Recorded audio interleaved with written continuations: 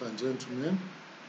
We are on to this particular course. I am Dr. Kukangodi, the course lecturer for this particular course.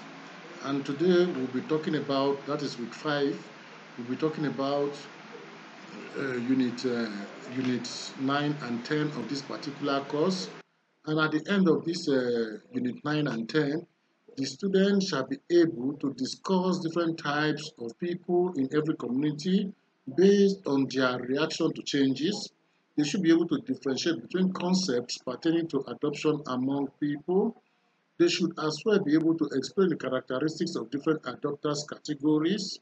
Ladies and gentlemen, in going forward, the students shall be able to explain the concept of opinion leaders and be able to talk about the characteristics of opinion leaders. They should be able to know about the role of opinion leaders in adoption of innovation. And lastly, ladies and gentlemen, they should be able to measure the opinion leadership of individuals. It's going to be a wide course, an interesting one for us to know, for us to learn about. And so I enjoin all of you to participate actively as we get along the course. Thank you and remain good. You are welcome to this course, EEM 503. We are on to week 5 and we are treating unit 9 and 10 in this course. And at the end of this unit 9 and 10, the students should be able to discuss different types of people in every community based on their reaction to changes. They should be able to differentiate between the concepts pertaining to adoption among people, explain the characteristics of different adopters category, and at the end of the unit 10, students should be able to explain the concept of opinion leaders, characteristics of opinion leaders, role of opinion leaders in adoption of innovation, and measure the opinion leadership of Unit 9, talking about the adopters categories. Introduction. Innovations are not adopted by everyone at the same time. Specific innovations are used more quickly by some and taken up by others later, while others in the society never adopt at all. Adoption research shows that there was a pattern in the rate at which people adopt innovations. It is inferred that some adopt early while some adopt late. Adoption researchers classified people into 5 concepts pertaining to adoption among people. It is necessary to clarify certain concepts pertaining to adoption among people. And these concepts are adoption rate, speed of adoption, and innovative. Adoption rate. Adoption rate is the third area in the diffusion of innovations that involves time. Adoption of innovation is slow and gradual at the start. This is evident with media literacy. However, there is a change in the climate and more schools are accepting media literacy as an integral part of the educational process. The adoption of media literacy is growing rapidly, which is consistent with the rate of adoption. The rapid growth will taper off eventually and decline slightly. The cumulative frequency distribution over time will resemble an S-shaped curve as more individuals perceive media. Literacy training to possess greater relative advantage and compatibility and the like, the rate of adoption will likely increase. Speed of adoption. The speed of adoption is usually measured by the length of time required for a certain percentage of the members of the social system to adopt an innovation. It also means the number of members of the society who start using a new technology or innovation during a specified period of time. The rate of adoption is a relative measure, meaning that the rate of one group is compared to the adoption of another, often of the entire society. Innovativeness. This is the degree to which an individual or other unit of adoption is relatively earlier in adopting new ideas than other members of the social system. Adoption categories. There are 5 different categories as far as the adoption rate is concerned, they are innovators, early adopters, early majority, late majority, and the innovators. The innovators are the first adopters of innovation in the social system. They constitute about 2.5% of individuals in a social system to adopt an innovation. They have and create interest for new ideas and innovations. Communication pattern and friendship among a clique of innovators are common, even though the geographical distance between the innovators may be. Being an innovator has several prerequisites like control of substantial financial resources, the ability to understand and apply complex technical knowledge, and the ability to cope with a high degree of uncertainty among about innovator may not be respected an innovation at the time of adoption.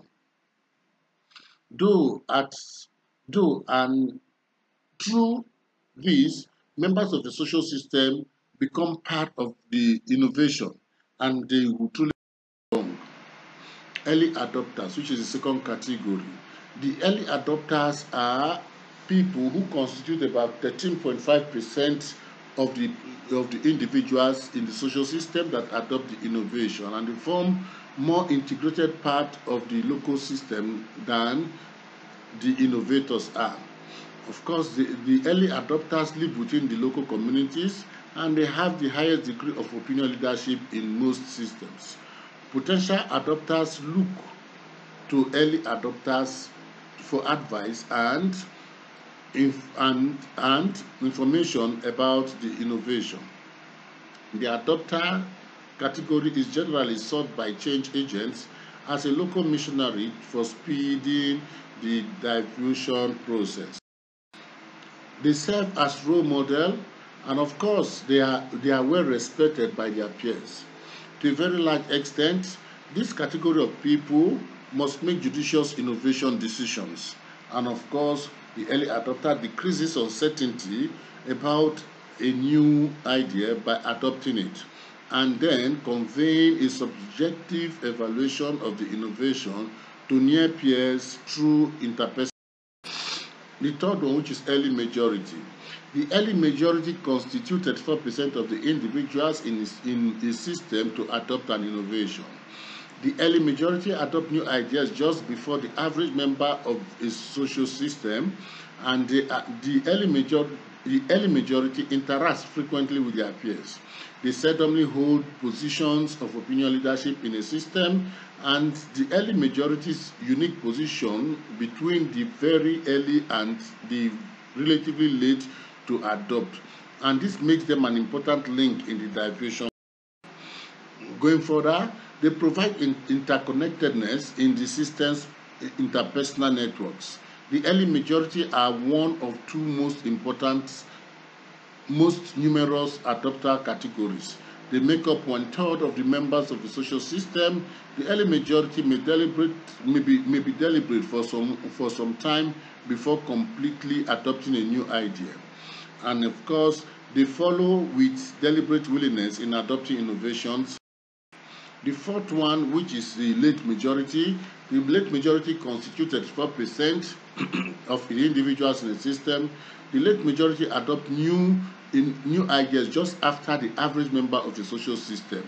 Like the early majority, the late majority make up 1/3 of the members of the social system, and the adoption may be as a result of increasing network pressures from peers. Innovations are approached with a skeptical and cautious air, and the late majority do not adopt until most others in the system have done. The late majority in continuation, they do what they do as a result of pressure from their peers. And of course, they do that because they have relatively low resources, and so they are very skeptical in accepting. The laggards are the last of the adopters category, and they constitute 16% of individuals in the social system to adopt an innovation. They possess almost no opinion leadership.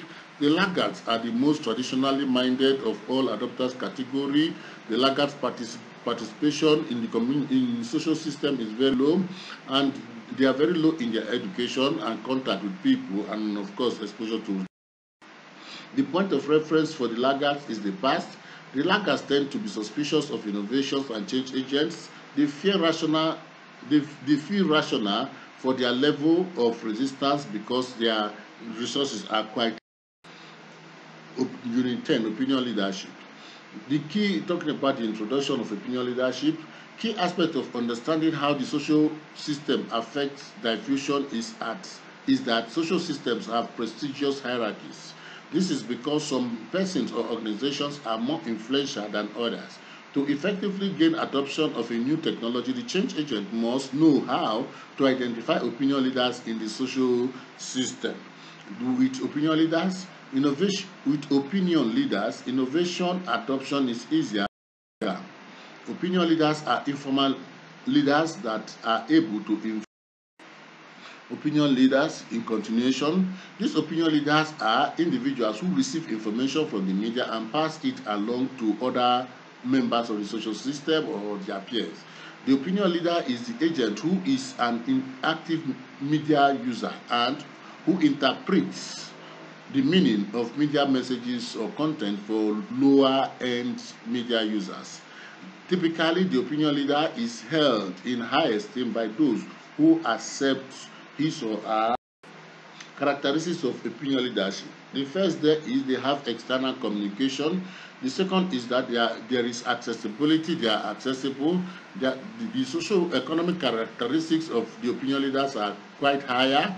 The innovativeness is there because they are quite innovative and they conform to social norms as far as the measurement of opinion leadership.